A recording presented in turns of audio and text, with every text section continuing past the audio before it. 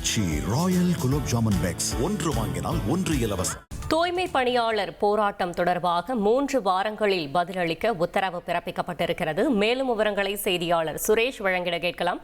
சுரேஷ் வணக்கம். இந்த உத்தரவு தொடர்பான முழு தகவலை சொல்லுங்க.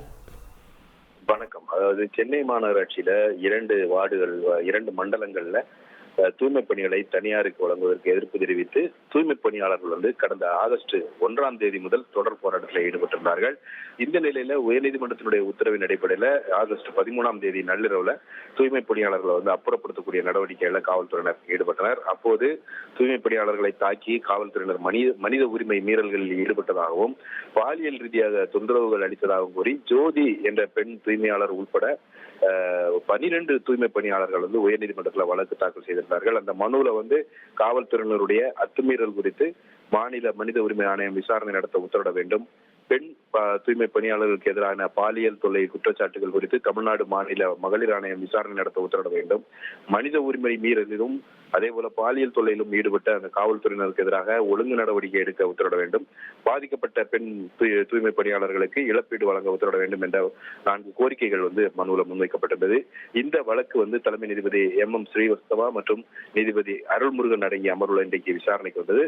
அப்போது மனுதாரர்கள் தரப்பில் ஆஜரான வழக்கறிஞர் முன்வைத்த வாதம் என்னவென்றால் 1400 பெண் தூய்மை பணியாளர்கள் போராட்டத்தில் ஈடுபட்டிருந்த நிலையில அவர்களை கலைப்பதற்காக 1000 ஆண் காவலர்களும் 200 பெண் காவலர்கள் மட்டும்தான் அழைத்து வரப்பட்டார்கள் என்ற ஒரு குற்றச்சாட்டை முன்வைத்தார். மேலும் போராட்டத்துக்கு எதிர்ப்பு தெரிவித்து தாக்கல் செய்யப்பட்ட வழக்குல அப்புறப்படுத்தும் போது ஒரு கட்டுப்பாட்டோடு செயல்பட வேண்டும் என்று உயர்நீதிமன்றம் காவல்துறையினருக்கு அறிவுறுத்தியிருந்தது. அந்த அறிவுறுத்தலையும் அவர்கள் பொருட்படுத்தவில்லை.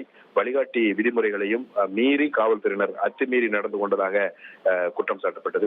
இந்த குற்றச்சாட்டுகளை மறுத்த அரசு கூடுதல் தலைமை வழக்கறிஞர் ரவீந்திரன் போராட்டத்தில் ஈடுபட்டவர்களை கலைந்து செல்லபடி கூறியும் அவர்கள் மறுத்ததால் தான் கைது நடவடிக்கை மேற்கொள்ளப்பட்டது. அப்போது காவல்துறையினருக்கு எதிராக போராட்டத்தில் ஈடுபட்டவர்கள் தாக்குதல் நடத்தினார்கள். தூய்மை பணியாளர்களிடம் சட்டவிரோதமாக ஒரு கும்பல் நுழைந்து அந்த கும்பல் இந்த தாக்குதலை நடத்தியதுடன் பேருந்துகளை மீது கல்வீசி சேதப்படுத்தி இருக்கிறது. இந்த அனைத்துக்கும் வீடியோ ஆதாரங்கள் இருக்கிறது. அதை தாக்கல் செய்ய தயாராக இருப்பதாக தெரிவித்தார். போராட்டத்தில் ஈடுபட்டவர்களை அப்புறப்படுத்தும் போது இதுபோன்ற குற்றச்சாட்டுகள் எழுவது புதிதல்ல என்று தெரிவித்த தலைமை நீதிபதி உயர்நீதிமன்றம் கலைந்து செல்லும்படி அது அப்புறப்படுத்தும்படி உத்தரவிட்டதும் ஏன் அமைதியாக கலைந்து செல்லவில்லை என்ற ஒரு கேள்வியை மனுதாரர்கள் தரப்புக்கு நீதிபதிகள் முன்வைத்தனர்.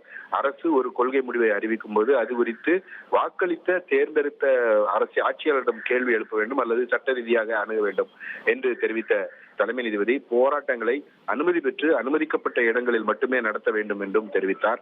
பின்னர் இந்த வழக்கை பொறுத்த வரைக்கும் அனைத்து ஆதாரங்களுடன் விரிவான பதில் மனுவை தாக்கல் செய்யும்படி தமிழக அரசுக்கு உத்தரவிட்ட நீதிபதிகள் விசாரணையை 3 வாரங்களுக்கு தள்ளி வைத்திருக்கிறார்கள். தகவல்களுக்கு நன்றி சுரேஷ். ஆச்சி ராயல் குலோப் ஜாமுன் பேக்ஸ் ஒன்று வாங்கினால் ஒன்று இலவசம்.